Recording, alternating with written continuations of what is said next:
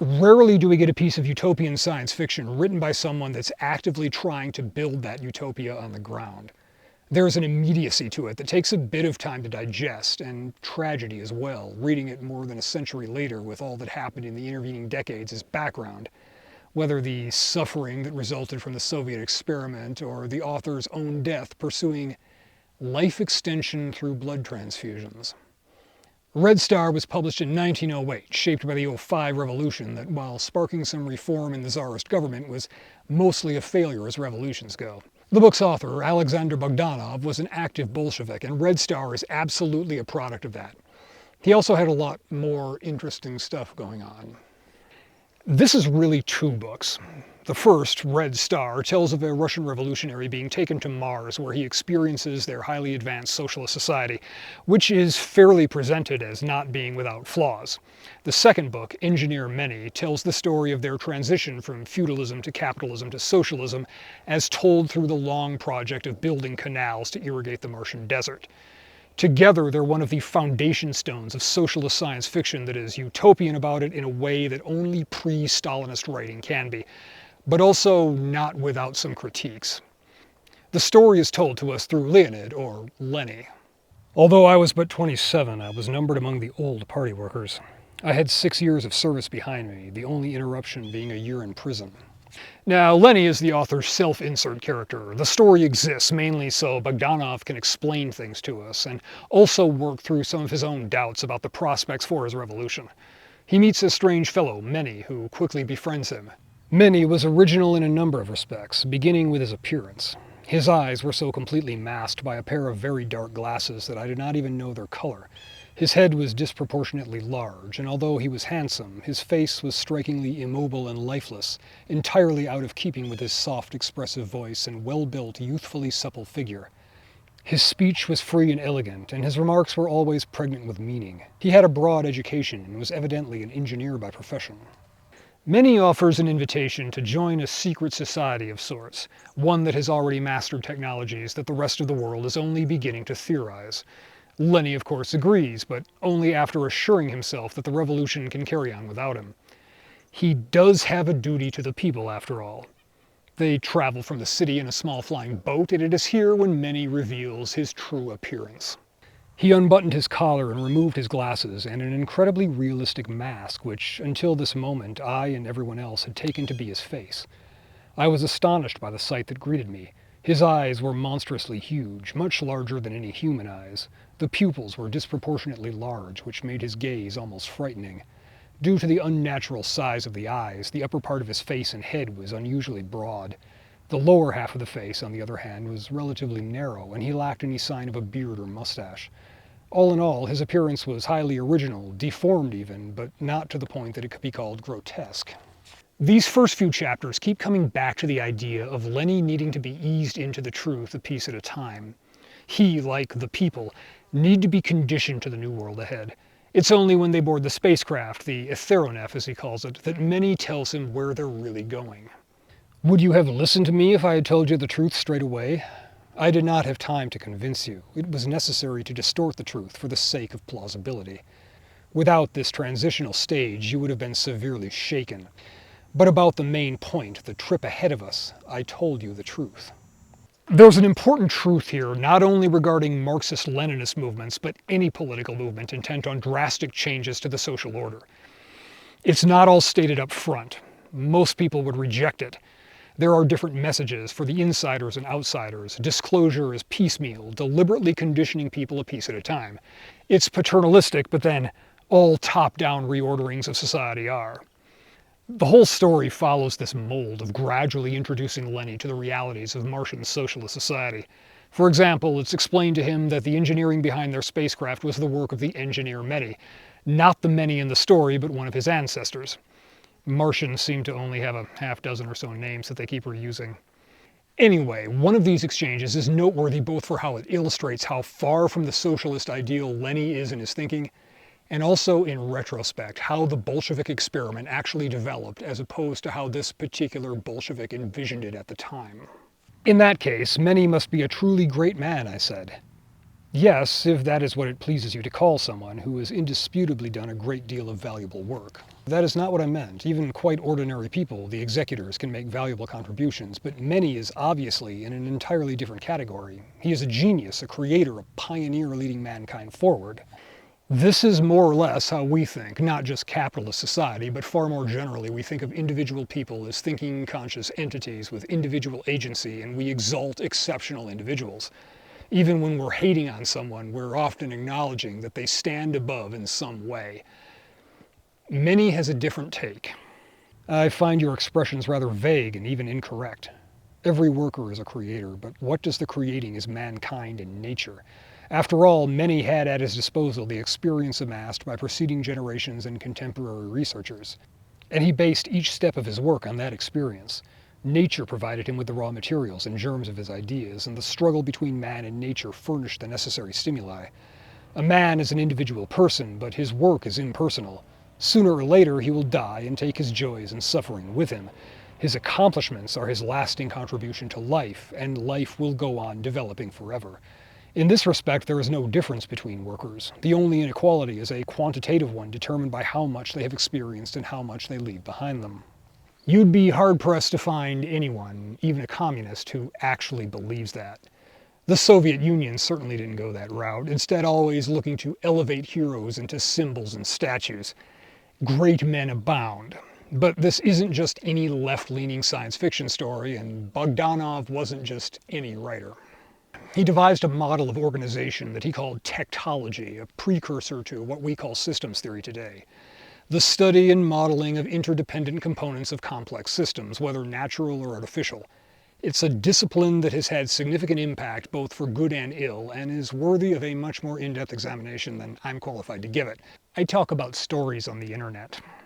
The key point here is that his model, whether applied to nature or human societies, isn't Darwinian. Rather than seeing a bunch of individual pieces competing against each other, it sees a system of interactions where cooperation is at least as important as competition. So, as applied to humans, and I'm paraphrasing here, the fittest isn't the strongest, but the best at cooperating with others for shared goals. That's the simplest rendering of the underlying idea that his Martian society is built on: scientifically organized humanity. So Lenny stays with Menni in a factory settlement, which he describes as a planned complex of industry and residences. Underground is a chemical factory. The part of the settlement above ground includes a park covering about 10 square kilometers and also several hundred apartment buildings for the factory workers, a large meeting hall, the cooperative depot, which is something on the order of a large department store, and the communications center, which connects the settlement with the rest of the world. Martian industry is run on a rather fluid, voluntary sort of basis. When Lenny asks how industry is organized, he's shown to a large board displaying labor statistics. Surpluses and shortages, skilled and unskilled, across all the industries of Mars. People are encouraged to change vocations for a while to fill shortages based on their own aptitudes and desires. And in an early example of the computerized central planning idea, all of it is tracked and updated in near real time. The Institute of Statistics has agencies everywhere which keep track of the flow of goods into and out of the stockpiles and monitor the productivity of all enterprises and the changes in their workforces. In that way, it can be calculated what and how much must be produced for any given period and the number of man-hours required for the task. The Institute then computes the difference between the existing and the desired situation for each vocational area and communicates the result to all places of employment. Equilibrium is soon established by a stream of volunteers. But Bogdanov wasn't just hand-waving here. He'd given a lot of thought to the problem and written extensively on it in his treatise on Tektology. Here, too, he goes into greater detail through the dialogue between Menni and Lenny, discussing how in the early days of socialism, production was less efficient and labor couldn't be allocated with complete freedom.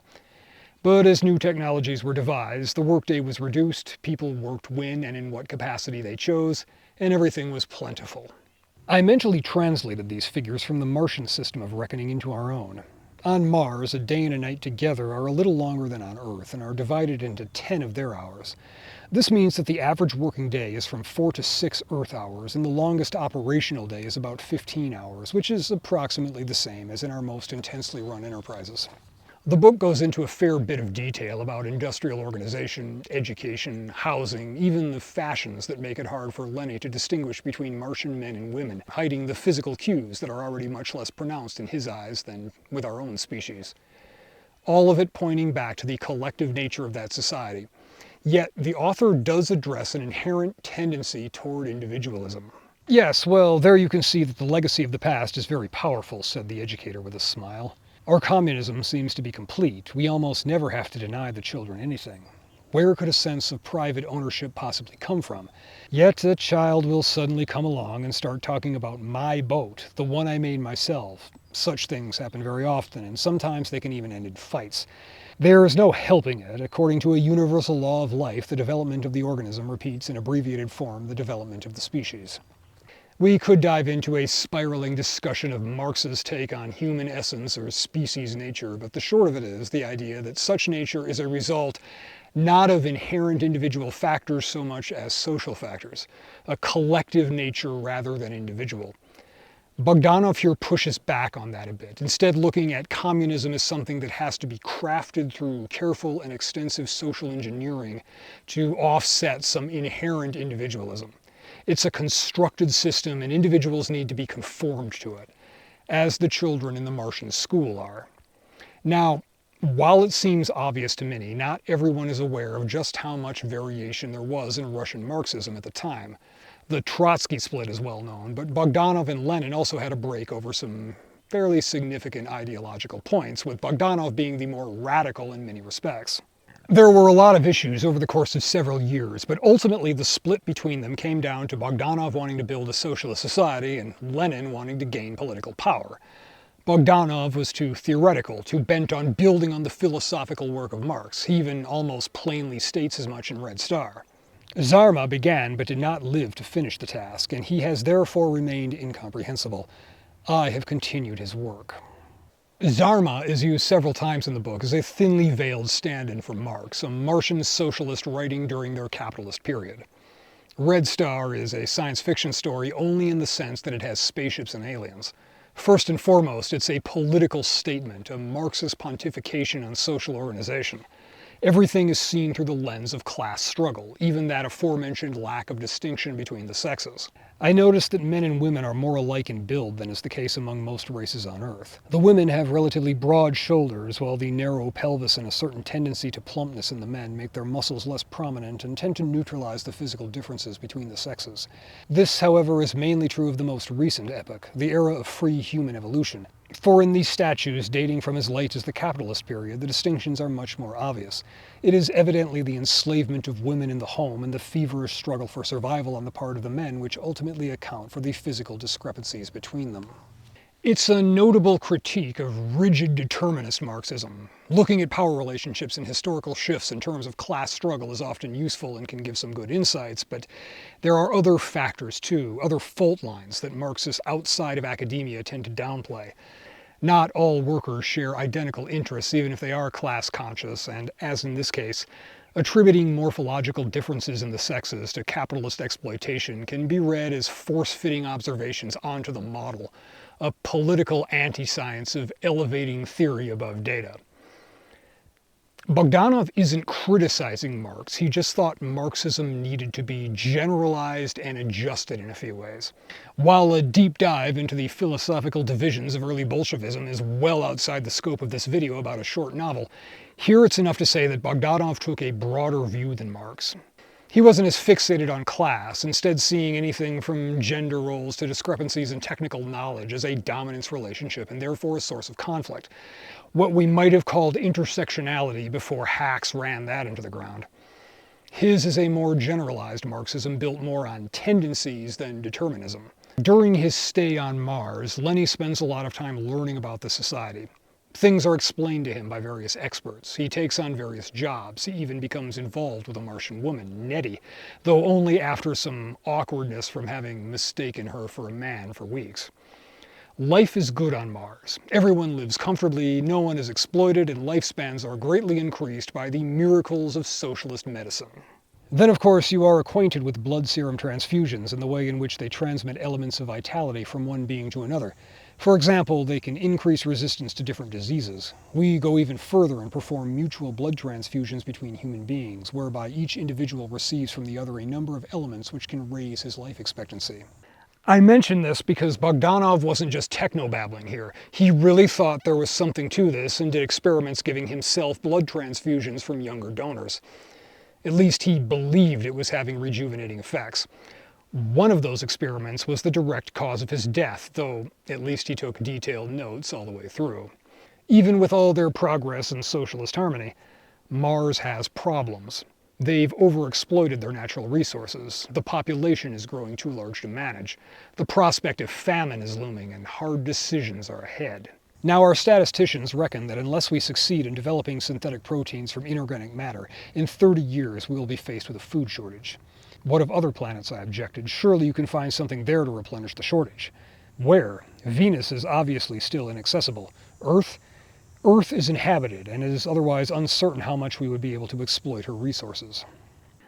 Lenny starts to think that some things don't quite fit. Fortunately for him, the staff of the Martian library are accommodating, and he starts listening to recordings of committee meetings. It's here that he learns of the alternatives that have been put forth. A Martian scientist, Sterney, explains that Venus is unfit for colonization. Too hot, violent storms. The only viable option is to resettle on Earth. After a long explanation of the many obstacles to such a program, Sterney concludes that colonization of Earth requires the utter annihilation of its population. We must understand this necessity and look it squarely in the eye, however grim it might seem. We have only two alternatives. Either we halt the development of our civilization, or we destroy the alien civilization on Earth. There is no third possibility. Well, some things never change, it seems. Of course, he is not the only voice. Objections are raised. Surely the people of Earth could be re-educated into good socialists. Sterney breaks this down, illustrating how Earth history is much more complex than that of Mars, and that these differences cumulatively make such a plan completely unworkable. Even in those instances where socialism prevails and triumphs, its character will be perverted deeply and for a long time to come by years of encirclement, unavoidable terror and militarism, and the barbarian patriotism that is their inevitable consequence. This socialism will be a far cry from our own. A rather prescient observation, as it turns out. He concludes that the people of Earth, even the socialist vanguard, must be wiped out for the benefit of the higher Martian civilization. But his assessment is not shared by all. Nettie takes to the floor, and her rebuttal is encoded with another criticism of socialist theory versus implementation, as well as a more idealistic take on the issue. If we compare our history with that of earthly humanity, it seems astonishingly simple, so regular and free of errors that it seems almost schematic. That is not the road our earthly brothers have traveled. Their path is a thorny one, full of twists and turns. Even the few of us who know the facts find it impossible to picture the insane sophistication which the art of oppression has attained in the hands of the ideological and political organizations dominated by the upper classes of the most civilized nations of Earth. What is the result? Has progress been delayed? No, there are no grounds for saying that, because although the initial stages of capitalism preceding the birth of proletarian socialist consciousness developed in the midst of confusion and a cruel struggle amongst various formations, that development was not slower but more rapid than it was here, where it proceeded through a series of gradual and more peaceful transitions. The very severity and ruthlessness of the struggle inspired in the combatants an energy and passion, a spirit of heroism and self-sacrifice that were completely absent from the more moderate and less tragic struggle of our ancestors. Nettie concludes that an alliance must be formed with the people of Earth, even if it is harder, takes longer, and strains Mars for a time. Menni mostly agrees, but sweeps it aside. The more pressing issue is the need for more radioactive elements, used both to fuel their ships and to run their factories. He proposes they mine them on Venus. They already know where the rich deposits are, and they'll need that fuel if they decide to invade Earth anyway. Rather practical, and so the resolution passed. But Lenny can't completely set it aside. He struggles for days, but in the end he goes to see Sterney and beats him to death. His memory of his return trip to Earth is virtually non-existent, and for a while he starts to believe he imagined the whole thing. There's a lot of lamenting the state of the revolution in this bit, the betrayal of the working class by the intelligentsia, the bourgeoisie going further to the right, but as he writes up his account and gets his thoughts in order, he recalls a conversation with Menni, which includes an insight that many at the time, and many of the tanky brand of socialists still miss today. Lenny asks why he was chosen. The choice was not really so very great, he replied. From the very beginning, we were obliged to limit ourselves to the supporters of scientific and revolutionary socialism. All other outlooks are much too distant from our own. Alright, but among the representatives of this current, you have also met people who are doubtless stronger and more gifted than I. You knew the leader we jokingly call the Old Man of the Mountain. You knew our comrade the poet. Yes, and I have observed them closely, but the Old Man of the Mountain is exclusively a man of struggle and revolution. Our order would not suit him at all. Old Man of the Mountain is generally accepted as being a reference to Lenin, to the point that the editors of later Soviet-era editions changed the line, in which case it hits at one of the core problems with revolutionary socialism. The people that have the drive, guile, and ruthlessness to seize power in the name of the revolution don't hand that power to a bunch of proles. The second book, Engineer Menni, focuses on the historical process behind Martian socialism, told through the perspective of Lenny, now back on Mars, translating a Martian historical novel set during the building of their canals.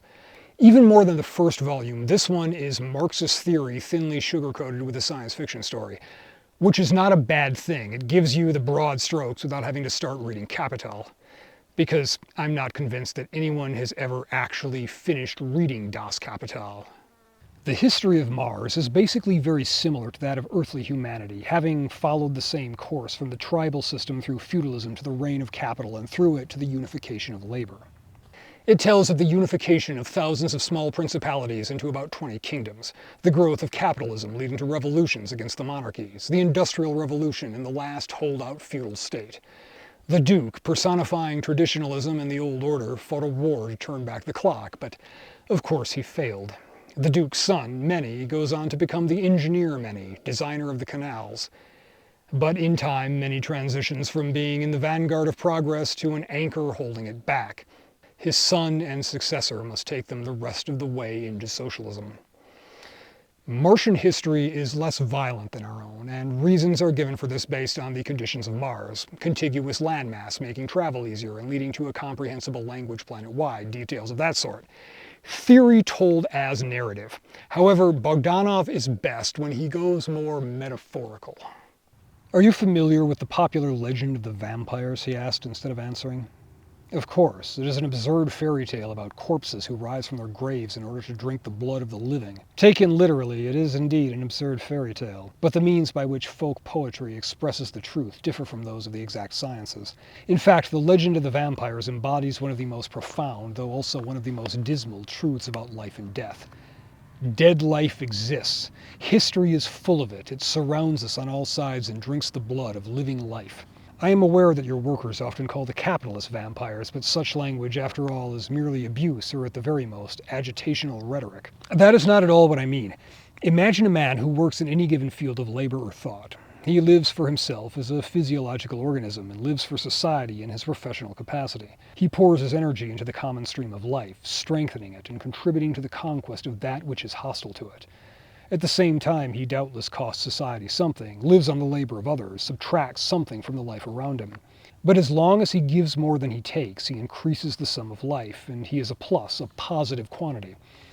Sometimes he remains such a plus right up until his physical death. His hands have grown weak, but his brain still functions well. The old man thinks, teaches, educates others, and communicates his experience to them. Later, his brain may tire and his memory fade, but his heart continues to throb with tenderness and sympathy for young life, and this very purity and nobility contribute to life an invigorating harmony and spirit of unity. This happens very seldom, however. Much more often, a man who lives too long, sooner or later outlives himself. The time comes when he begins to take from life more than he gives it, and then his existence diminishes its total sum. Hostility arises between them. Life rejects him while he sinks his fangs into it and tries to turn it back to the past, to the time when he still sensed his bond with it. He is not only a parasite, but an active enemy of life. He drinks its vital juices in order to live and tries in his way to prevent it from living and continuing its movement forward. He is not really a man because the human and socially creative being in him has already died. He is but the body of such a being. An ordinary physical corpse is also harmful. It must be removed and destroyed lest it contaminate the air and spread disease. But a vampire, a living corpse, is much more harmful and dangerous if he was a strong man during his lifetime. Foreshadowing. Of course, the day comes, many years on, when social conditions have left him behind. Now it is the labor unions, not the capitalists or the politicians, that will determine the direction of things to come. And in a fascinating blend of materialist theory and supernatural symbolism, Menni is visited by an apparition, a vampire taking the form of an old rival.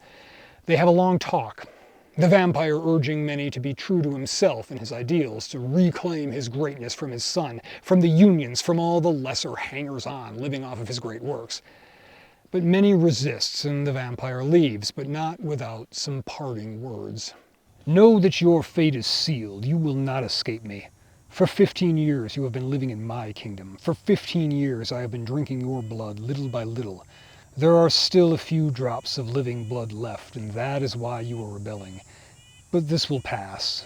It will pass. I am necessity, and therefore I am the truth. You are mine. Because Menni, for all that he did to bring in the new socialist order, can never really be a part of it. He's part of the old world, the world of princes and capitalists. All he can do is die off as the new world rises. And like so much of the early Soviet period, there's a heavy technocratic optimism about it. From this time on, the solution of the most complicated organizational questions became the task not of a talented individual or genius, but of a scientific analysis that resembled the mathematical calculations used to solve problems of practical mechanics. Thanks to this, when the time came for the radical reformation of the entire social order, even the most serious difficulties of the new organization could be overcome relatively easily and quite systematically. Just as natural science had earlier served as a tool of scientific technique, now universal science became a tool in the scientific construction of social life as a whole. Even before this period, however, it had found widespread application in developing the organizations of the working class and preparing them for the final decisive struggle. It's impossible for us, living in the 21st century, to experience a story like Red Star in the same way that its contemporary audience did. We've seen too much. But we can place it in a meta-narrative with the decades of Soviet science fiction that followed, a narrative that shifts from the excitement of revolution and sincere ideological preaching to careful critiques of bureaucracy wrapped in state-approved ideological signaling. Yeah, we're not done with comm block sci-fi here.